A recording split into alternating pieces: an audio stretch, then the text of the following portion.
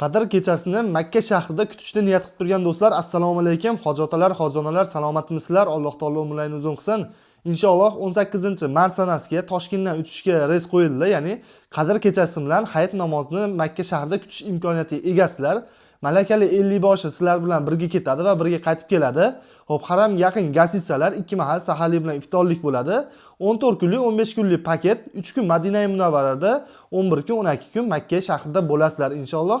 Ya'ni bu degani 26-kuni 27 ga o'tar kechasi, ya'ni Qadr kechasiga to'g'ri kelayotgan bo'lsa inshaalloh Makka shahrida bemalol kutib olsalar ham bo'laveradi.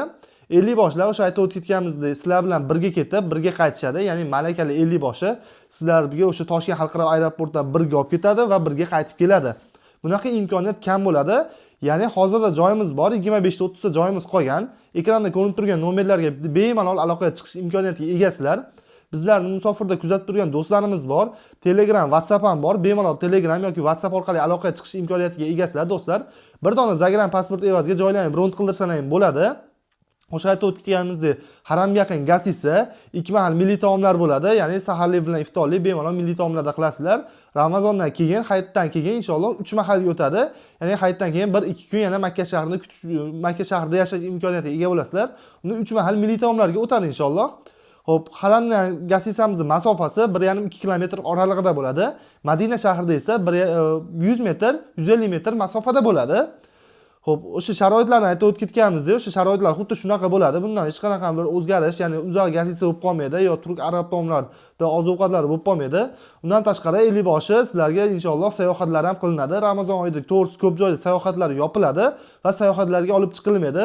Sayohatlarga olib chiqilmasligining sababi biri Saudiya Arabistonda ro'za tutilganlaridan keyin Ramazon oyida ko'pchilik charchab qoladi. Ya'ni masofadan yurganda chanqoq bo'lib qoladi va toliqib qoladi. Shuni hisobga olgan holatda 50 boshlar sayohatlarga olib chiqmaydi ko'pincha. Lekin biz 50 boshlarimiz kim xohishinglar bo'ladigan bo'lsa, kim xohish qilib turib, misol Arafat vodiysiga, Arafat tog'iga chiqishni nima chiqamiz bugun xohlovdiganlar pastga soat mana paytga yig'ilamiz deydi 50 boshi. Shunda agar siz xohlab o'sha Arafat tog'iga chiqishni niyat qilib turgan bo'lsangiz, o'sha pastga chiqsangiz, inshaalloh pastga tushsangiz, o'sha o'zi maxsus joylar bo'ladi, yig'iladigan joylar. O'sha yerda 50 boshi to'plab inshaalloh sayohatlarga olib chiqadi.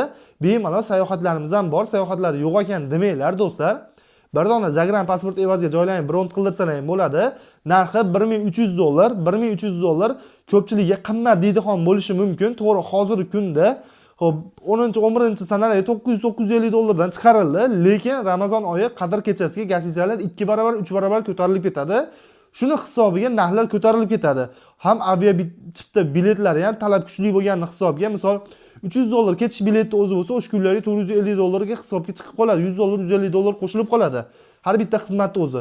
Shuni hisobiga narxlar ozgina qo'shilib qolyapti. Ya'ni $1300 ishonarli firma, o'sha aytib o'tganimizdek, malakali 50 boshi doimiy sizlar bilan birga borib yurib, umra amallarini qildirib, sayohatlar qildirib, inshaalloh yana Toshkentga olib kelib qo'yadi.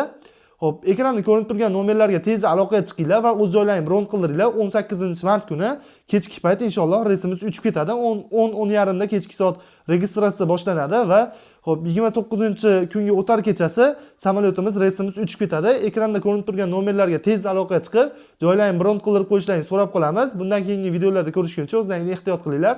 Sog' bo'linglar, salomat bo'linglar.